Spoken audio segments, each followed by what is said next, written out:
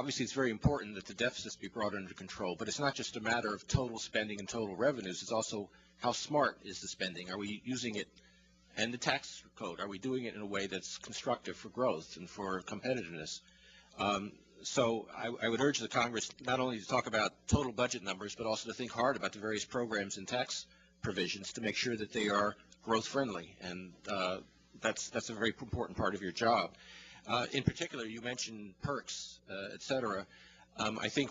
one direction that at least should be considered would be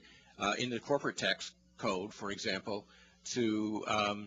reduce a lot of loopholes,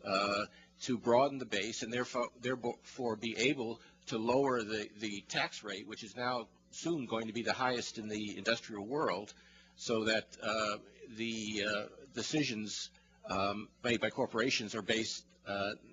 not on tax distortions, but rather on the economics of where, for example, they should locate their plants and so on. So I do think that that growth friendliness is a very important part of this, and that lower rates and broader base is something that most economists would agree is a good direction to go in the tax code.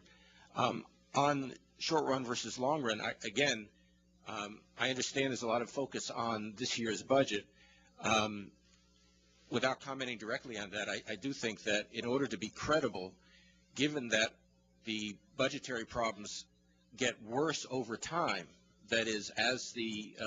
baby boomers retire, as healthcare costs rise, and so on, given that the prospective deficits are rising over a long period of time, I would hope that a good bit of your discussion will be about the long term, over the 10, 15, 20-year horizon, and to the extent that you can change programs that will have long-term effects on spending and revenues, that will be a more effective and credible program than one that focuses only on the current fiscal year.